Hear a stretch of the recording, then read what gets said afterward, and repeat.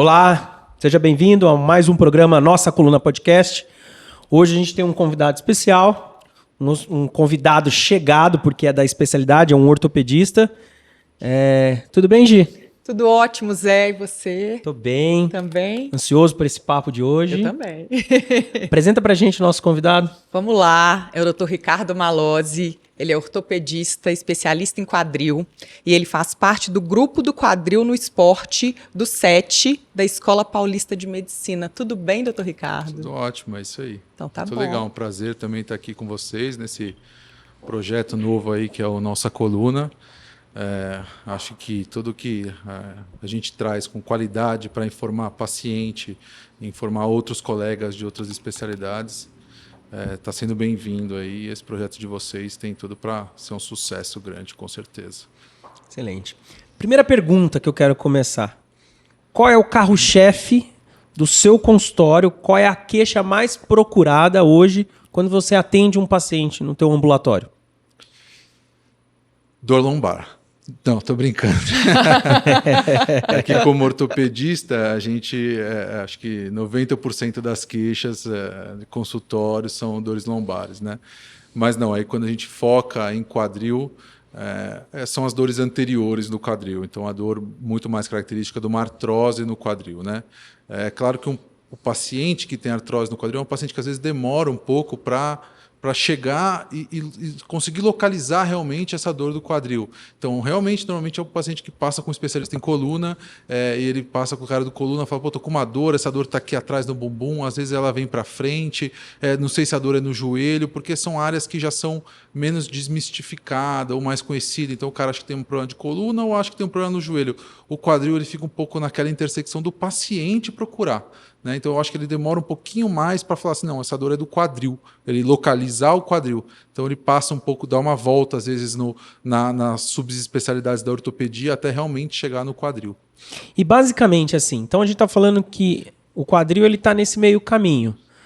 O que o paciente tem que ficar atento como um sinal de alarme? Alguma coisa que pode já acender uma luz amarela falando, esse quadril precisa ser examinado. Eu acho que são as dores que são anteriores e laterais, principalmente. Né? A dor glútea ou a dor posterior, ela realmente é difícil, e é difícil até para a gente, como médico ortopedista, saber dividir se ela está vindo da coluna ou se ela está vindo do quadril. Então, as dores posteriores, a dor glútea, ela é um pouco mais complexa e de difícil avaliação até para a gente. Como médico, é uma coisa que tem que ser vista, bem examinada no consultório. Então, quando você tem uma dor anterior, uma dor na virilha, uma dor lateral, às vezes, e tem uma relação com o movimento, né? Então, às vezes, tem que... Acho que esse é quando você procura... Isso é o quadril, né? Muita gente acha que o quadril é em cima, perto da coluna. Não, mas o quadril é mais na região anterior. Uma dor típica da articulação do quadril é uma dor anterior. E, Malozzi, o que é a artrose? A artrose, de uma maneira geral, isso é uma doença de qualquer articulação, é a perda e desgaste da cartilagem. Então, a gente tem a cartilagem articular em todas as nossas articulações. No dedinho, a gente tem cartilagem. Na mandíbula, a gente tem cartilagem. E o desgaste dessa cartilagem é a artrose. Então, por isso que a gente tem artrose nos dedos, a gente tem artrose no joelho, a gente tem artrose no quadril. A artrose no quadril ela tem uma importância grande porque ela dificulta mesmo o paciente de andar. Ela começa a dar sinais de alarme, dificuldade de mobilidade muito precoce. Então, ela é muito conhecida e talvez seja a doença principal do quadril. Né? O que mais tem no consultório é a artrose do quadril. O que mais um cirurgião do quadril faz são procedimentos relacionados à artrose do quadril. Então, a artrose do quadril é uma coisa que a gente fala muito. Então, assim, como o Zé falou, nosso carro-chefe de um consultório é a artrose do quadril. Os outros tipos de lesões do atleta, do ambulatório que a gente faz parte, não é o grosso. O grosso é a artrose. E a artrose, de uma maneira geral, ela dá em todas as articulações. E no quadril ela é bem famosa. Esse assunto de artrose do quadril foi comentado recentemente. Teve um político nacional que teve um problema no quadril e ele passou por umas etapas e foi até comentado.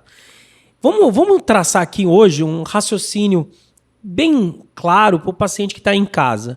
Então eu tenho uma dor anterior, uma dor que está ali naquela região bem descrita pelo Dr. Malozzi. Quais são os próximos passos? Como que é a chegada do paciente no teu consultório e o início de uma investigação? Então, vamos falar da dor anterior, né? Assim, no quadril a gente tem, por característica, dividir as dores em três setores. Então, dores anteriores, dores laterais e dor glútea, dor posterior, né?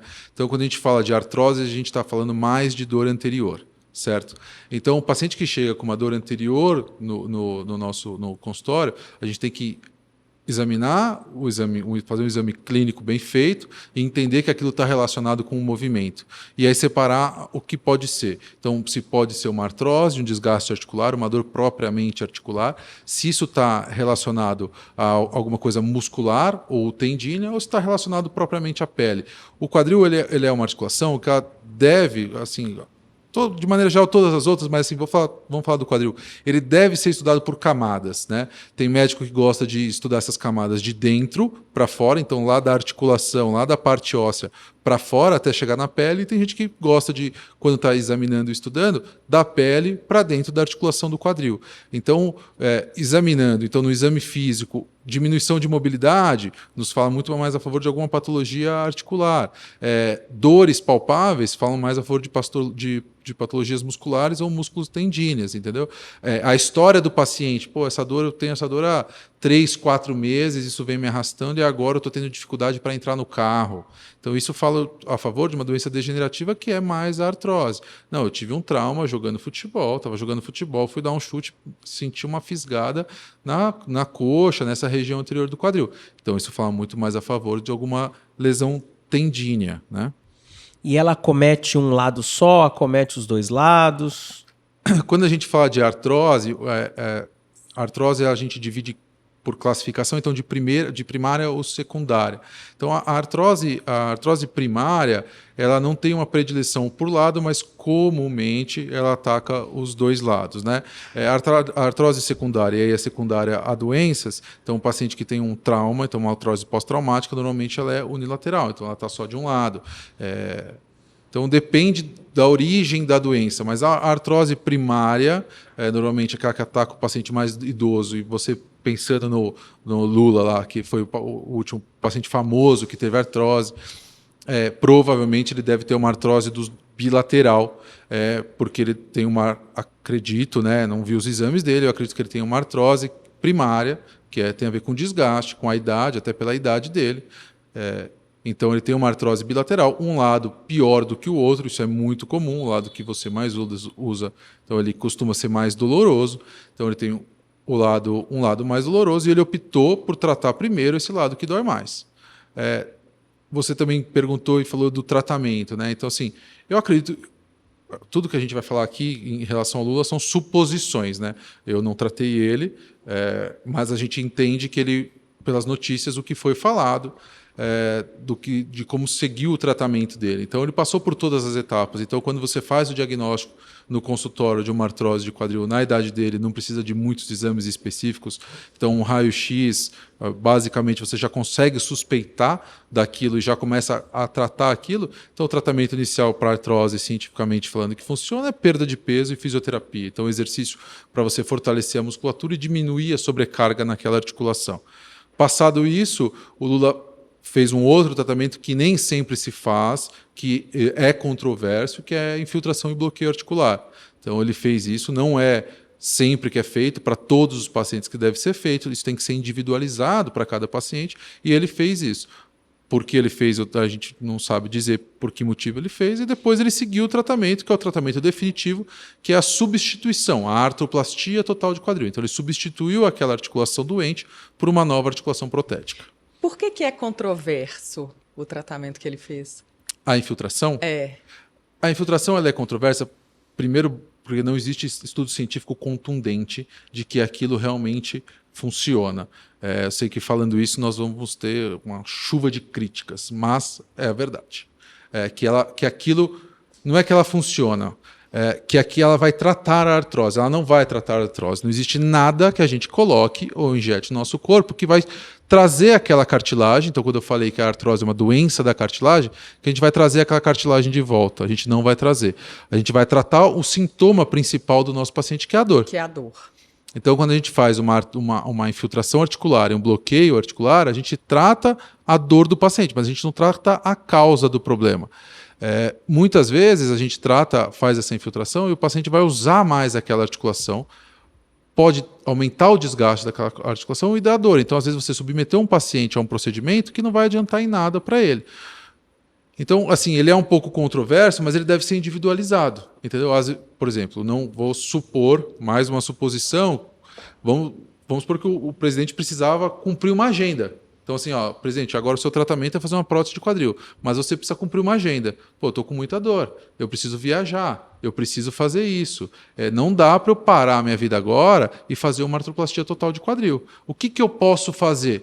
Você pode fazer uma infiltração e um bloqueio articular e ter uma qualidade de vida por um tempo. Por quanto tempo essa qualidade de vida e você vai aguentar também depende de vários fatores. Então, se você vai fazer essa infiltração e vai realmente investir numa fisioterapia e numa perda de peso, ótimo, provavelmente isso vai durar mais. Se você não vai fazer isso, você vai continuar viajando e trabalhando feito um doido ou fazendo um esporte que você faz de alta intensidade, também não vai durar muito tempo, entendeu?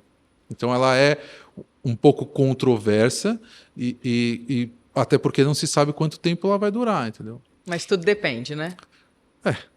Como na medicina quase tudo depende, né? Por isso que é muito importante, acho que talvez conversar com o paciente em alinhar a expectativa com o resultado. Então, acho que o Dr. Malozzi, quando parte para um tratamento cirúrgico, é provavelmente porque chegou no final de linha e da minha época, quando eu estava na residência, a gente sempre orientava o paciente a postergar a cirurgia de artroplastia, a substituição, num limite tolerável. Isso ainda é praticado? Muito legal a gente falar disso, porque isso ainda é um mito no consultório, né? Porque o que acontecia quando a gente se formou, que não faz tanto tempo assim, né? Então, há 10 anos atrás, 15 anos atrás, dizia-se que a prótese de quadril durava 15 anos. Então, assim, se você tem uma dor, você tem uma indicação de fazer uma artroplastia de quadril hoje, você tem 40 anos, significava que quando você tivesse 55, você teria que fazer uma cirurgia de substituição daquela prótese de quadril. Ou seja, você com o paciente com 40 anos, você já dizia para ele, você pelo menos por 2 cirurgias você vai passar na sua vida. Então, isso já mudou um pouco. Porque hoje as próteses que são colocadas hoje, com material e com qualidade de instrumental cirúrgico e do cirurgião, com expertise para fazer isso, elas tendem a durar mais de 30 anos. Então, se você pegar um paciente hoje de 40 anos, ele vai, se for substituir, com 70 anos, entendeu? Então, e assim, 30 anos eu estou falando por baixo, tá?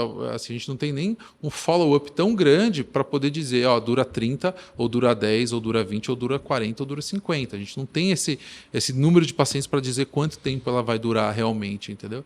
Então, eu costumo dizer que o paciente, o momento da cirurgia não é mais uma idade, porque era como a gente dava na época. Fala assim, você tem que deixar isso para quando você tiver 60 anos, 60, 65. Era assim, né, que a gente estudou. Hoje não é isso, hoje é qualidade de vida. Assim, você quer fazer perdeu qualidade de vida, está com dor, não está conseguindo fazer suas atividades de vida, cara, tem que fazer uma prótese total de quadril. Eu acho que se esse programa pudesse ter outro nome, a palavra seria qualidade de vida, né? Verdade. Todo programa a gente entra nesse assunto e a gente não combinou nada. A gente fala muito disso. Eu acho que o mais importante é isso, é qualidade de vida, é colocar os prós e os contras e observar se você tem qualidade de vida. Eu particularmente, até vou contar um caso.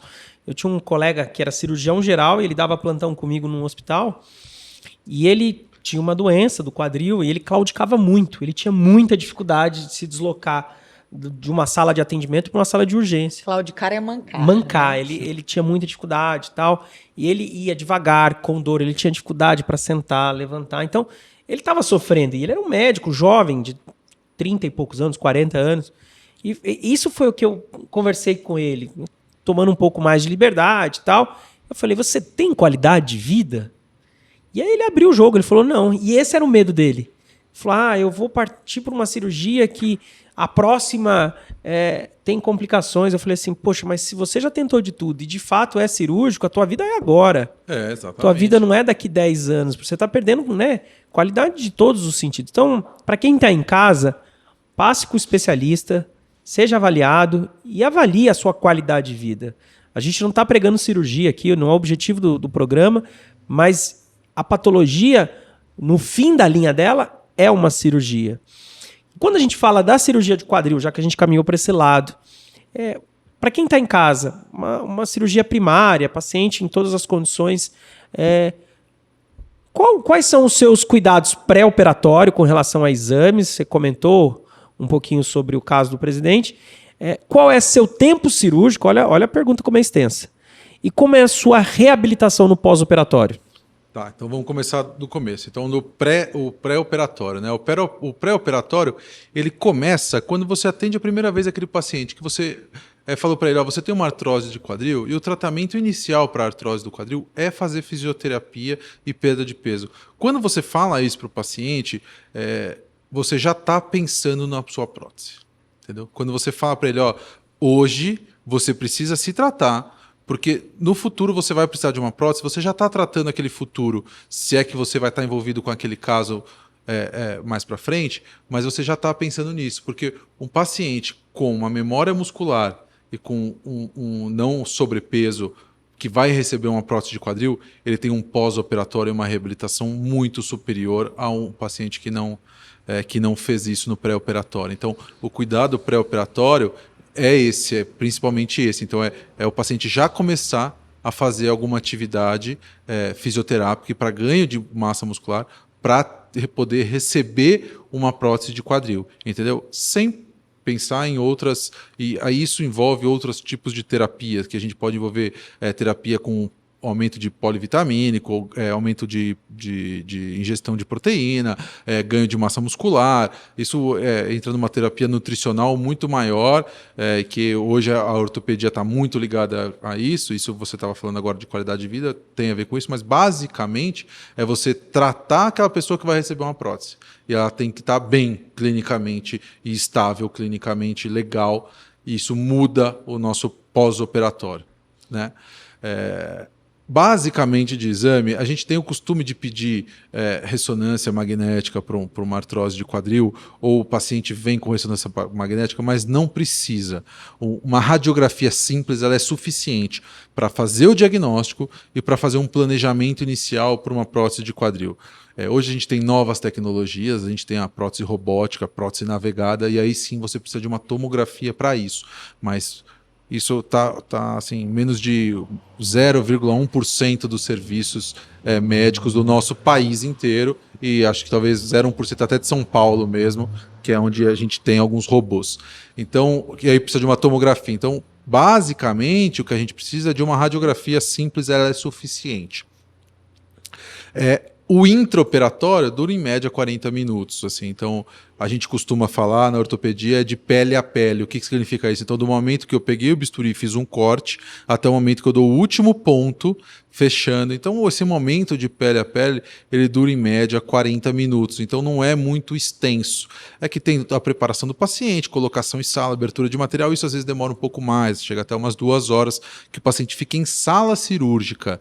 Mas o tempo cirúrgico é em média 40 minutos. Então, nisso, a evolução de material de técnica cirúrgica fez até diminuir o tempo de sangramento. Quando a gente estudou, o tempo de sangramento estimado para uma cirurgia de prótese de quadril era de 500 ml.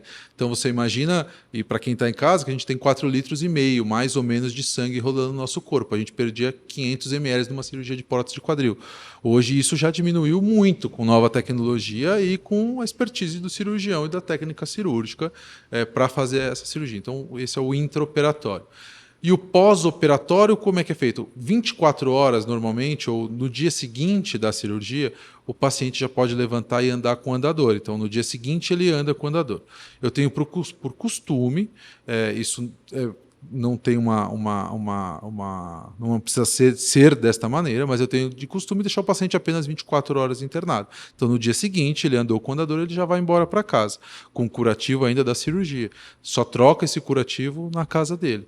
E aí, na casa dele, a orientação é que ele ande mesmo, sente em cadeira normal, então até 90 graus a gente fala, né? Então cadeira um pouquinho mais alta, não sentar naquele sofá antigo que fica lá em casa, que você senta afundado, esse não deve ser o ideal, então que ele sente numa cadeira normal, cadeira sentar numa mesa de jantar na casa dele, na mesa do almoço, que normalmente são cadeiras mais retas, tranquilo, andar com o andador, tomar cuidado para tomar banho, para não escorregar, para evitar porque ele tem uma coisa nova no corpo, que é o que mais demora para voltar. É o que a gente chama de propriocepção, que é o paciente entender, o seu corpo entender que você tem uma coisa nova ali e que aquilo movimenta diferente do que você tinha. Diferente por quê? Porque um paciente com artrose quase não movimenta o quadril, movimenta muito pouco. Com a prótese ele movimenta mais. Então o corpo dele ainda não entendeu o quanto que ele movimenta e isso demora um pouco para voltar. E o paciente com uma prótese de quadril passou o pós-operatório, fez toda essa reabilitação. Você libera ele para uma atividade física, futebol, esportes de... Com certeza. Com certeza absoluta. O que eu costumo dizer, o paciente tem que voltar a fazer as atividades que ele fazia. Então, assim, doutor, eu posso jogar bola? Você jogava bola antes? Jogava. Então você vai poder bater um futebolzinho, se você tem essa consciência corporal. Agora, não, nunca joguei bola. Pô, por que agora, com uma prótese, você nunca jogou bola, agora você tem uma prótese de quadril, você vai querer jogar bola? Será que precisa? A prótese não joga sozinha, né? Entendeu? Não tem necessidade disso. Doutor, eu gostava de saltar de paraquedas. Posso saltar de paraquedas? Pode saltar de paraquedas. Então, nada do que você fazia antes você não vai poder fazer. Talvez de alguma maneira diferente, ou um pouco mais adaptado, mas nada que... Não existe nenhum esporte realmente contraindicado. E se você é um atleta, como é que é essa recuperação? Poucos atletas de alto rendimento colocaram uma prótese de quadril.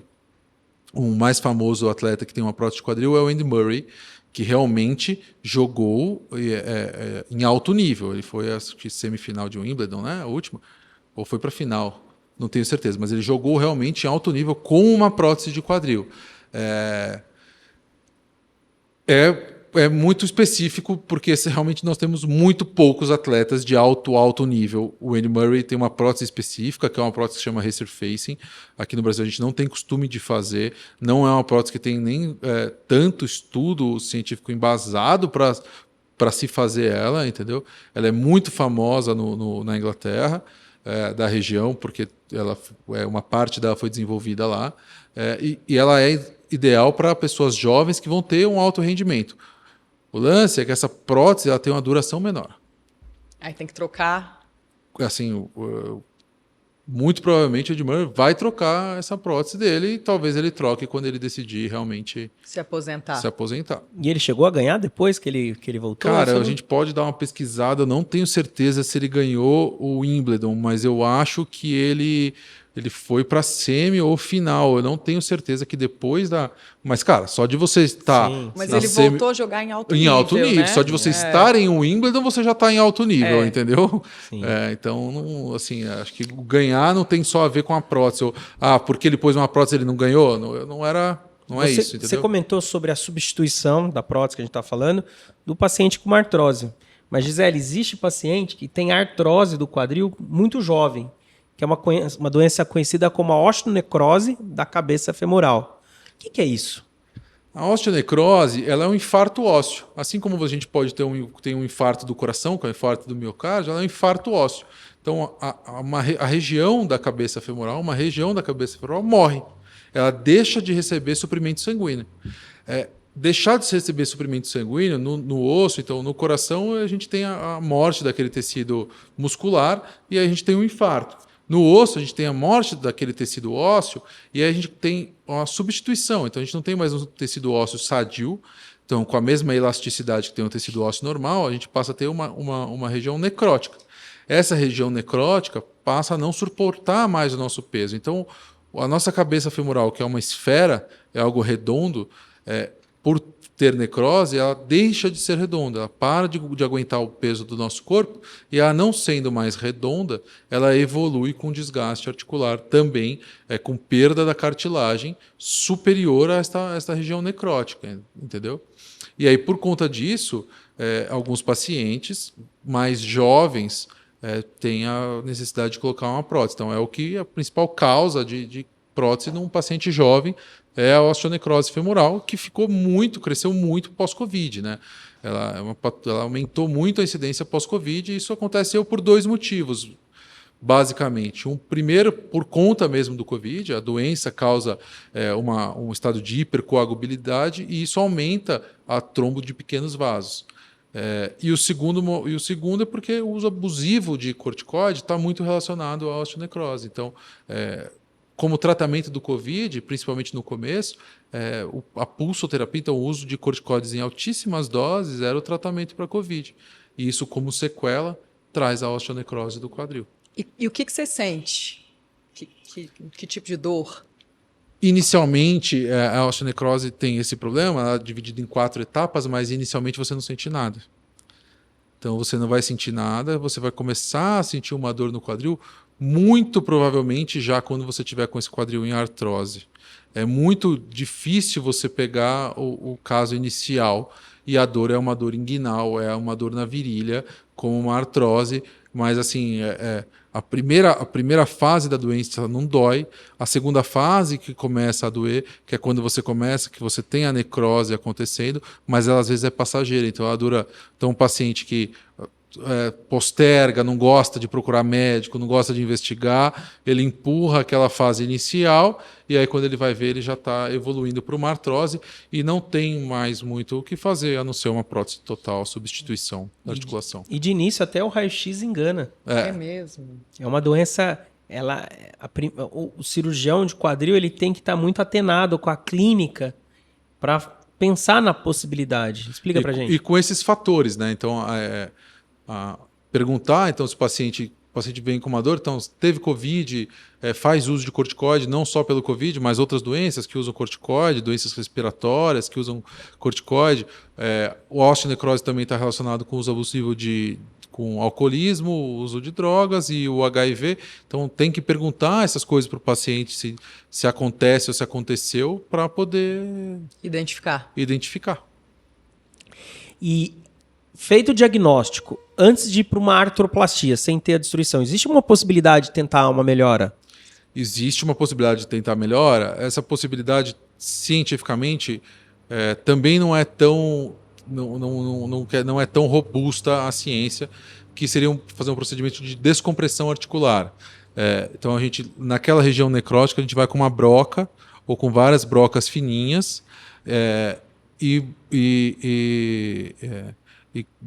broca o local da necrose, para tentar estimular o novo crescimento de vasos para o suprimento sanguíneo para aquela região. Mas isso só pode ser feito nas fases iniciais. Quando você tem já o desgaste articular, isso não vai trazer um resultado muito bom.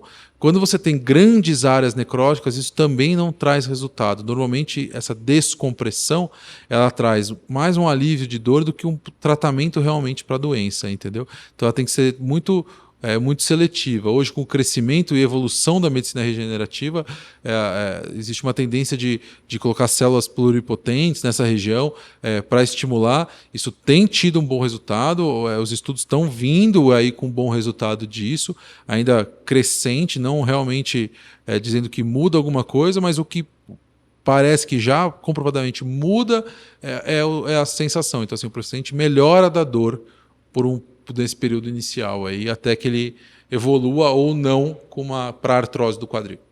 E é uma doença cruel porque ela acomete pacientes mais jovens e geralmente pode ser bilateral e diminui essa qualidade de vida, porque ela é incapacitante a longo prazo. Paciente, por exemplo, ela é muito comum. Outra doença que a gente tem bastante aqui é a anemia falciforme. A anemia falciforme também é uma doença que cursa pode ter a osteonecrose da cabeça femoral, e aí a gente fala de paciente muito jovem mesmo. Ô Malozzi, o que é essa anemia falciforme? A anemia falciforme é uma doença sanguínea, então a hemácia perde o formato dela, e ela aumenta a chance também de formar esses microtrombos e ocluírem vasos sanguíneos e evoluírem com a osteonecrose. Então ela é uma doença que acomete o paciente desde o nascimento, mas a osteonecrose pode acontecer no paciente jovem, assim. Então, às vezes 14, 15, 16 anos, já tem pacientes com uma artrose bem grave mesmo, do quadril, então muito, muito jovens mesmo, entendeu? E outra patologia também muito comum entre o paciente que procura o cirurgião de coluna e a gente começa a investigar é a famosa síndrome do impacto. Queria saber de você, explicar para quem está em casa, o que é essa síndrome do impacto? Bom, então a síndrome do impacto fêmuro-acetabular ela é uma doença que é relacionada à entrada da cabeça do fêmur dentro da articulação do quadril. A articulação do quadril é uma articulação que a gente costuma falar que é a articulação bola-soquete. Então, o que é isso? Então, é uma região esférica que entra dentro do acetábulo, que é uma região côncava para receber essa cabeça. Então, alguns pacientes, por morfologia do quadril, então isso está mais relacionado à morfologia do quadril do próprio paciente, ele começa a entrada dessa cabeça dentro do acetábulo, em alguns movimentos, pode gerar duas coisas. Então, a criação de um bump ósseo femoral, lesão do lábio acetabular. O lábio acetabular ele é a continuação da cartilagem articular acetabular, então ele é uma estrutura que fica no final dessa articulação, ele tem a função de vedar a articulação do quadril, criar uma pressão positiva para que esse quadril fique fixo e dentro do acetábulo. Então ele costuma lesionar o lábio acetabular e fazer uma lesão também supraacetabular, que é o pincer, né? Então a gente divide o impacto fêmuro-acetabular em três etiologias, assim, né? Então tem que ter o pincer, o CAM e o misto. O misto é o mais comum. Então o paciente tem esse CAM, então esse crescimento ósseo femoral, o pincer, que é o crescimento ósseo da região acetabular. Então ele é uma doença que é da entrada da cabeça do fêmur dentro do acetábulo, em alguns movimentos específicos. Hoje talvez seja a principal causa de doença que leva para a artrose, é o que os estudos comprovam. Então a artrose, que a gente chama de primária, na verdade, ela é causada pelo impacto fêmuro-acetabular não tratado quando ele deveria ser tratado, ou que não acusava mesmo. Então, o paciente que sente dor do impacto é o paciente que usa muito o quadril. É o paciente atleta. É o paciente que não precisa ser atleta de alto rendimento, não precisa ser o jogador de futebol do time do Campeonato Brasileiro, mas é aquele atleta do dia a dia, aquele cara que gosta de fazer a sua corrida, que gosta do crossfit, que faz musculação. Esse paciente começa a sentir uma dor anterior. Então, a dor típica do impacto é aquela dor na virilha. A gente costuma falar que é o sinal do C, que é quando ele coloca a mão assim lateral, que é uma dor que está na virilha e começa a cursar ou querer ir para a região posterior do quadril. Isso é muito legal, porque o paciente que chega no consultório e ele tem um pouquinho, a primeira coisa é tirar rótulos e examinar. O paciente fez a letra C e pôs a mão no quadril, você já começa a falar, essa articulação aí tem coisa. Então, eu enxergo, você me corrige se eu estou errado, eu enxergo a síndrome do impacto como o primeiro pneu do carro murcho, um pneu já desalinhado.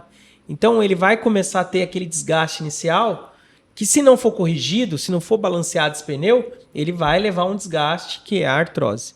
Então, acho que é por aí mesmo. Então, assim, ele é talvez um sinal inicial de que é um quadril em risco para uma artrose e que esse paciente precisa tomar cuidado com a articulação dele. Então, assim, aí você pode perguntar, que cuidados que ele precisa tomar? Então, precisa entender qual exercício ele está fazendo, de que maneira que ele está fazendo, com que qualidade que ele está fazendo esse exercício. Então, o que mais tem no consultório ou dos pacientes atletas são pacientes que querem exigir muito daquela articulação sem fazer alguma atividade para fortalecer ela ou para ajudar aquela articulação. Então, o paciente quer fazer um ultramaratonista. Recentemente, no consultório, tive aquela paciente que faz aquelas corridas de 48 horas. De aventura, de né? aventura.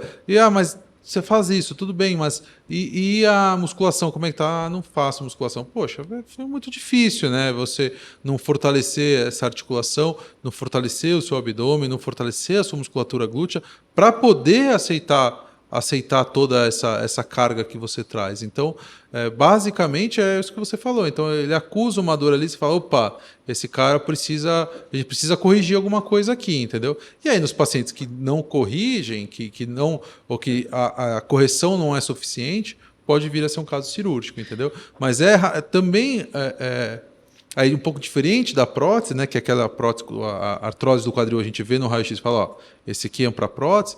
O impacto fêmuro-acetabular não é assim. Então, se a gente fizer uma ressonância em 80% da nossa população normal, a gente vai ver alterações do impacto. Então, às vezes, uma lesão labral, uma lesão de câmbio, uma lesão de pincer, que o paciente não tem nada ali, ele não tem dor, não tem nenhuma ele não tem a síndrome do impacto femoroacetabular. Ele tem as alterações do impacto, mas ele não tem a síndrome. E para ele ter a síndrome, ele precisa ter sinais e sintomas, que são a dor e os sinais no movimento, no exame físico, entendeu? Então hoje, quando a gente fala de impacto femoroacetabular, não é só a doença do impacto, é a síndrome. Você precisa ter a dor. Então, e aí a gente vai tratar a dor. E o tratamento da dor normalmente e inicialmente é com fisioterapia, com mudança de como a pessoa joga ou vive aquele jogo, para sim, se não melhorar, vir a ser um caso cirúrgico no futuro. E fortalecimento é musculação? Fortalecimento é musculação. Não obrigatoriamente todo mundo que está na academia está fazendo fortalecimento, mas a musculação faz o fortalecimento. Então, você está na academia, você pode fazer gente que faz, pode fazer só exercício de hipertrofia muscular, que também traz força, mas o foco maior é em hipertrofia. Então, o paciente que tem impacto, ele precisa primeiro fazer um exercício, primeiro fortalecer. E isso com a união de fisioterapeuta e educador físico, você se consegue e com qualidade, né? Outro tema também que é muito comum no consultório é o paciente, você já deve ter ouvido isso, Gi. Eu tenho uma doença chamada bursite. Sim, muito. Bursite. O que você tem? Eu tenho bursite. Muito. Dr. Malozzi, para quem está em casa, explica pra gente o que é bursite e o que é uma tendinite. Bom, a bursite é a inflamação da bursa. Então, eu preciso falar o que é a bursa. A bursa ela é uma fina camada de líquida. Sabe quando a gente, nessa mesa tem toalha, mas sabe quando a gente coloca um copo de água na mesa e aquele copo de água anda sozinho? Isso já aconteceu com você? A mesa está meio molhada e o copo de água anda sozinho? Já. Então, por que ele anda sozinho? Porque não tem atrito. Ele tem aquele líquidozinho, aquela fina camada de líquido faz com que o copo deslize sozinho na mesa, mesmo que ninguém esteja empurrando ele. A bursa faz isso dentro dos nossos tecidos, normalmente entre um tendão e outro, ou entre o tendão e o osso. Ela faz com que o tendão corra no osso ou corra junto ao músculo sem gerar atrito, sem gerar irritação. Se isso começa a gerar irritação, essa bursa pode ficar inflamada.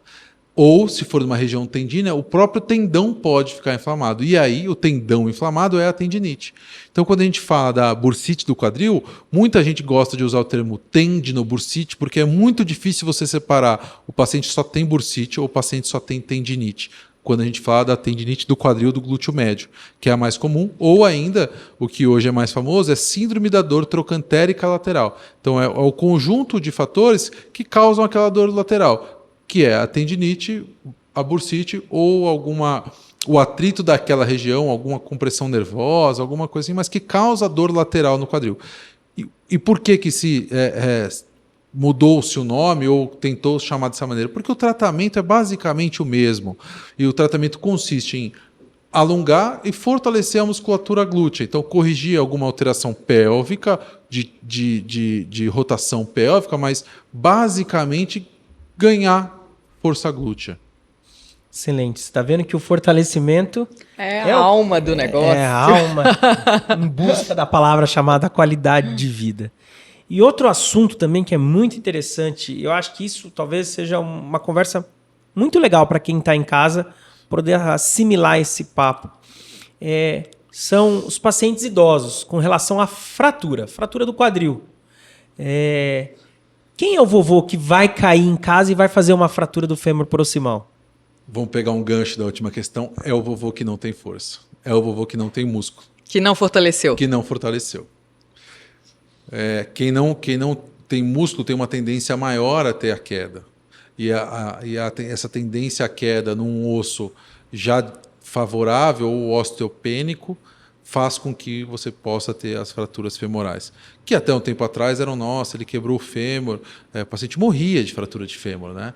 A gente viu isso quando a gente era criança, uma avó, uma tia próxima que caiu, quebrou o fêmur e morreu porque quebrou um fêmur. Então, nossa, agora ela quebrou um fêmur, já estavam comprando o caixão, né? Verdade. Não era isso? Então, hoje isso mudou muito, né? Então, o paciente que tem uma fratura de fêmur hoje não morre mais, né? Assim, uma hora ele vai morrer. Mas não é por conta de uma fratura femoral que ele vai morrer.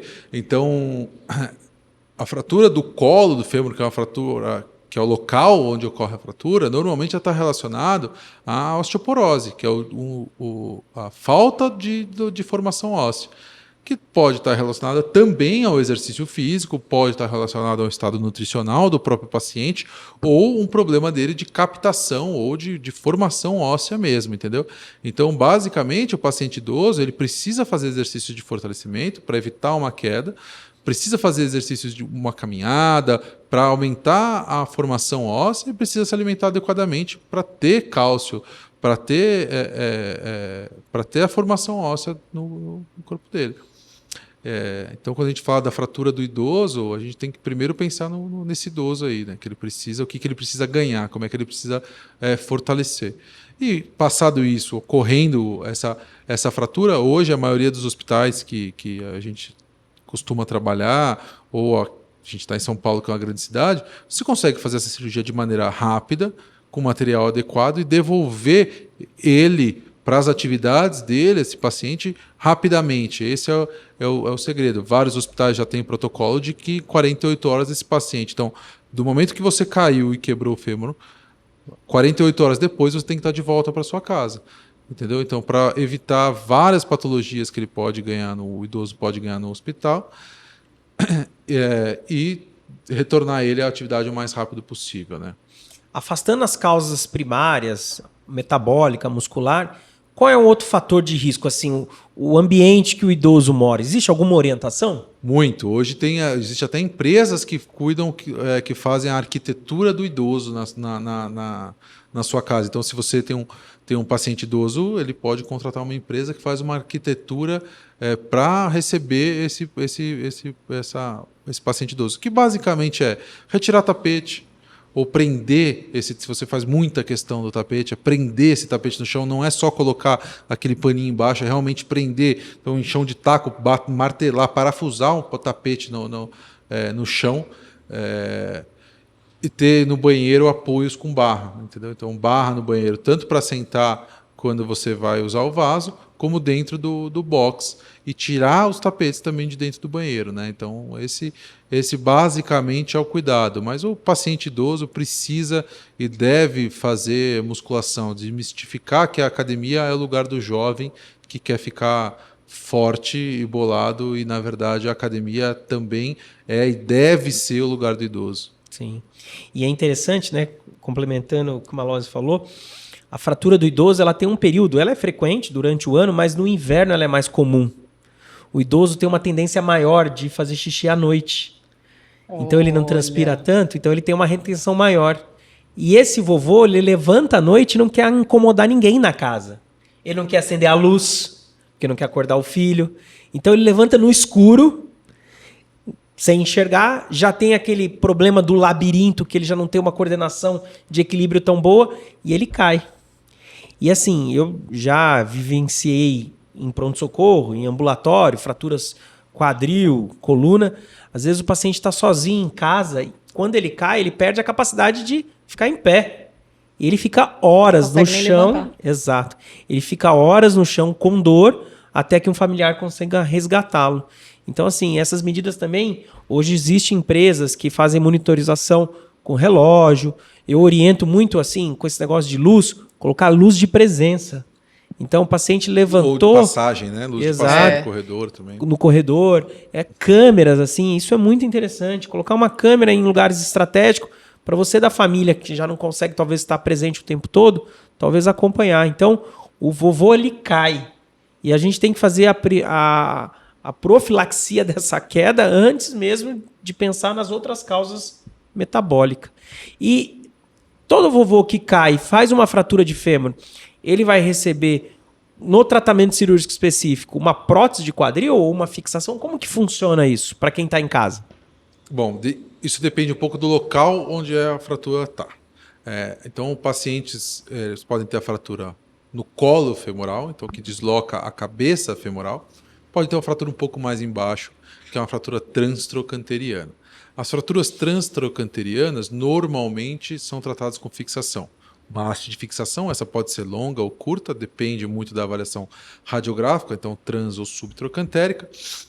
ou trans muito desviadas, mas basicamente recebem uma fixação, porque dá para manter aquela cabeça femoral. Pacientes idosos, então acima de 65 anos, com uma fratura do colo femoral desviada, então um grau de desvio grande, e aí a gente tem classificações, mas acho que não convém, mas assim, um grau de desvio grande, aí ele recebe uma prótese, uma substituição articular. Então aquela cabeça, a gente considera que aquela cabeça não é mais viável, que ela vai perder a circulação por conta do desvio, entendeu? Então a gente tira aquela cabeça e faz uma substituição articular, uma prótese de quadril, semelhante a que se faz para artrose, não tem diferença nenhuma. A prótese em si, o material que se faz para uma artrose e que se faz para uma fratura do colo femoral, entendeu? E a lesão muscular do atleta de final de semana, que é muito comum? As lesões do atleta de final de semana são muito comuns e são muito comuns em quadril.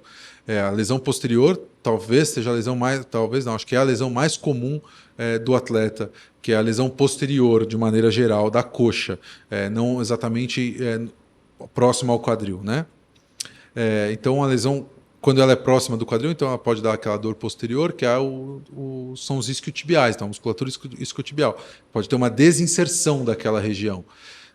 E isso pode vir a ser cirúrgico. Então, assim, é muito importante você, quando você teve alguma lesão no futebol, então você procurar atendimento e ficar atento para os fatores que podem estar te levar a um caso cirúrgico ou que você tem que tratar aquilo sem querer voltar antes. Porque esse atleta de final de semana, o maior problema dele é que ele não trata a lesão, ele quer voltar para o esporte rápido e esquece de pesquisar. Então, assim, alguns fatores que é um edema muito grande, apareceu mancha na pele, aquelas ou petequias, que são aquelas bolinhas, ou grandes hematomas, tem que investigar. Não adianta querer, vou pôr um gelinho aqui, semana que vem vou bater a bola de novo. Não dá. Tem que investigar, porque assim, você vai conseguir bater a bola às vezes na semana que vem, na outra semana, mas você vai encurtar a sua atividade. Então, é muito comum as lesões posteriores, são muito comuns, e as lesões, aquela do chute do futebol, a lesão do adutor, fui chutar, dar aquele voleio na bola,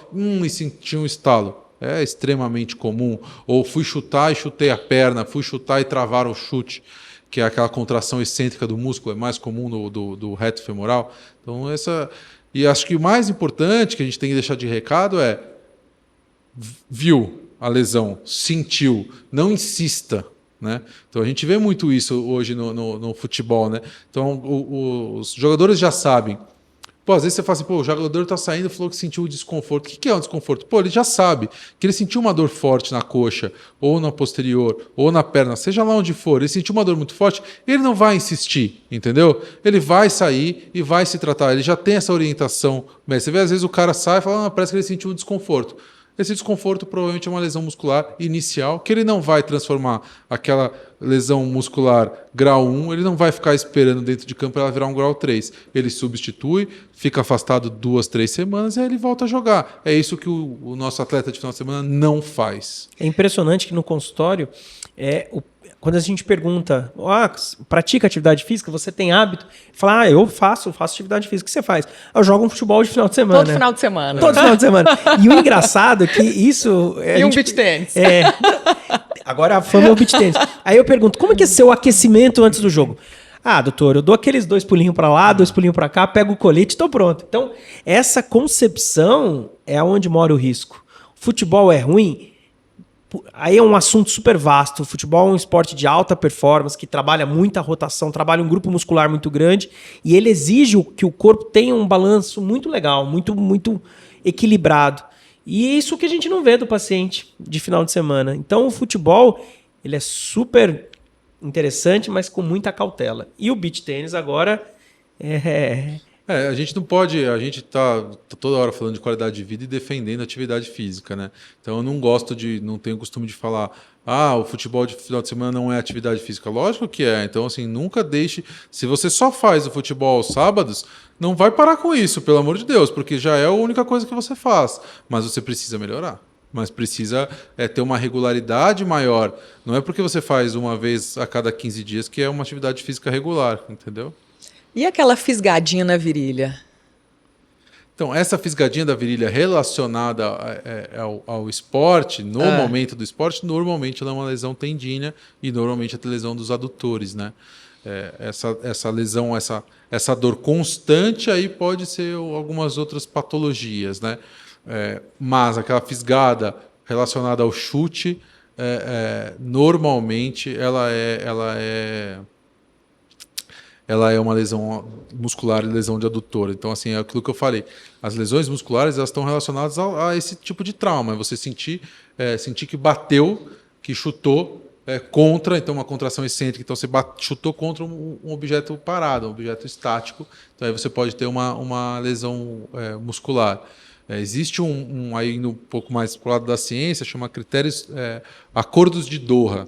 Reuniram um monte de gente famosa e estudiosos de quadril em Doha e fizeram um acordo de Doha de dores inguinais, então groin pain, né, dor na virilha, para nomear as dores na virilha e separar o que é tão vasto que é o assunto de dor na virilha. Então eles fizeram isso, separaram, acho que basicamente em 3 grandes colunas, que eram então assim dores relacionadas a problemas estomacais, então hérnia inguinal, por exemplo, uma hérnia muscular de parede, que não tem a ver com uma patologia esportiva ou ortopédica, entendeu? Então, uma apendicite, por exemplo, problemas, endometriose é uma coisa que pode confundir muito e dar dor inguinal, que tem que ser investigado, tem que ser perguntado. Então, separaram todas essas doenças e deixaram só o que seria realmente do cirurgião de quadril, para nomear o que daria essas dores. Então, assim, quando você fala assim, mas é aquela fisgadinha que eu sinto quando eu estou fazendo atividade física. Pô, se está relacionado à atividade física, a gente vai pensar em alguma patologia ortopédica. Agora, se está tendo essa fisgada assim, perdida durante o mês, já faz uns 3 meses que às vezes eu sinto uma dorzinha ali. Do nada. Do nada eu sinto uma dor menstrual.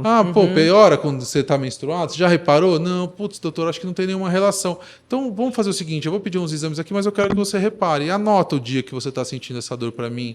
Vê se não tem alguma relação com o ciclo menstrual. Vê se não pode ter alguma coisa ligada a isso. Você já reparou que quando você abaixa, você sente mais? Ou quando você faz... muita mulher, às vezes, que pratica musculação. Quando eu faço... no dia do abdômen dói mais. No dia que eu faço lá, porque normalmente os treinos de musculação são separados, AB, ABC. Então, no dia que eu não faço abdômen todo dia, mas quando eu faço abdômen dói mais. Talvez seja uma hérnia aí que não está sendo vista. E é muito importante investigar isso, né?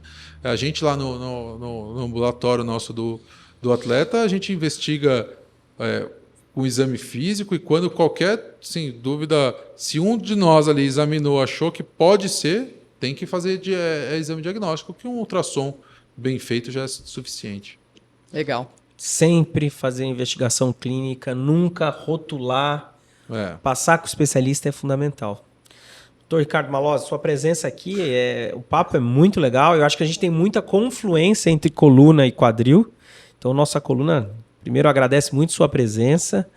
Eu queria perguntar para você se faltou alguma coisa, se você queria comentar, algum ponto que você acha que é importante a gente deixar ressaltado. Eu achei que você ia me colocar aqui na parede e falar de síndromes coluna-quadril, balanço espinopélvico, coisas que estão ficando na moda e que se fala muito, né, hoje em dia de patologias que envolvam o quadril e a coluna. Você ia me pôr na parede aí com perguntas um pouco mais complexas, mas que são menos do dia a dia da população em geral. Mas acho que não, acho que a gente conseguiu abordar bastante, dar a volta toda no quadril. Foi muito legal e deixar como uma mensagem aí que fortaleça. Ganhe glúteos, precisa ter bumbum. Eu não vou negar que eu pensei, mas a Gisele me plotou. Ela falou que eu não podia fazer essa deselegância contigo. Muito obrigado pela participação. Zé, parabéns pelo projeto aí. Eu acho que quem está em casa percebeu que é importante sempre ser avaliado. Eu acho que aquela história, eu vou tomar um negocinho aqui, um remédio já vai melhorar, às vezes pode adiar um diagnóstico que é muito importante, que vai talvez salvar uma articulação ou te dar uma qualidade de vida maior. Quem está em casa e quer ter acesso ao Dr. Malozzi, como que faz para chegar em você? @doutor, não é DR, é Doutor Malozzi, Mallozi. pelo Instagram, e lá tem o link para tudo, para o site, para o consultório, para qualquer lugar. Eu atendo aqui em São Paulo, atendo também em São Bernardo do Campo. Só procurar lá no Instagram, mandar uma mensagem no direct lá, tem quem veja. Não tem erro. O Instagram hoje é o mais fácil. Gi, e aí? A gente roda e cai em qualidade de vida, né? Musculação, alimentação. Eu acho que assim, se eu pudesse dar uma dica, eu acho que o governo tinha que fazer um programa de incentivo à bolsa atividade física. Verdade. Eu acho que o exercício é fundamental. Eu acho Esporte. Foi um papo bem legal Bem hoje. legal. Aprendi bastante contigo. Muito Obrigado bom, muito mesmo. bom mesmo. Obrigado. Muito obrigada. Vocês estão formando uma dupla de sucesso. Espero voltar outras vezes. Vai ser um prazer. Bom, nossa coluna agradece a participação de todos que ficou até agora. Por favor, divulgue, assiste. O like é importante. Compartilhe com a família. Quem tiver dúvida, por favor, deixe sua mensagem e a gente vai tentar, de qualquer forma, trazer uma resposta. Quero agradecer à empresa Império pela parceria, pelo apoio. Muito obrigado e vamos embora para o próximo programa. Muito obrigado, Império. Gisele, obrigado mais uma vez pelo programa. Zé. Papo agradável. Muito bom. Obrigada, Malô. Obrigado. E vamos embora na busca da qualidade de vida. Obrigado, Gi. Um Boa beijo. noite.